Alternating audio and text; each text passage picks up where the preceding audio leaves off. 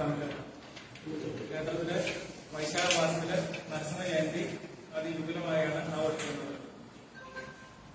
ഈ വർഷത്തെ നരസിംഹ ജയന്തി ആഘോഷത്തിന്റെ തുടക്കം ഏപ്രിൽ 30 രാവിലെ 10:30 ബഹുമാനപ്പെട്ട Goa governor advocate PS Sreedharan Pillai ഉദ്ഘാടനം ചെയ്തു.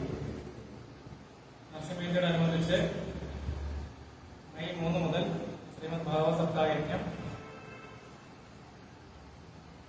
ഏപ്രിൽ 30 ആരംഭിക്കുന്ന ദശാവതാര ചന്ദനം ചാർത്ത്, മെയ് 11 നരസിംഹ ജയന്തി ദിനമായ മെയ് 11 രാവിലെ കദളിപ്പല സമർപ്പണം, ലക്ഷ്മി നരസിംഹ പൂജ, നരസിംഹസ്വാമിയുടെ പെരുന്നാൾ സദ്യ എന്നിവ നടക്കും.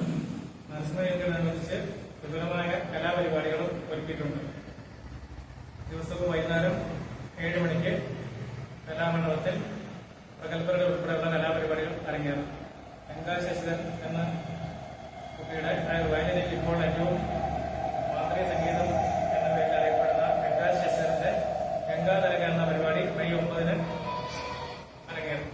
10 കഥകളി, 11 കോഴിക്കോട് പ്രശാന്ത് വർമ്മയുടെ മാനസജപലഹരി എന്നിവയുണ്ടാവും. എല്ലാ ദിവസവും വൈകുന്നേരം 7 മണിക്ക് വിവിധ കലാപരിപാടികൾ തിരുവരങ്ങിൽ അരങ്ങേറും.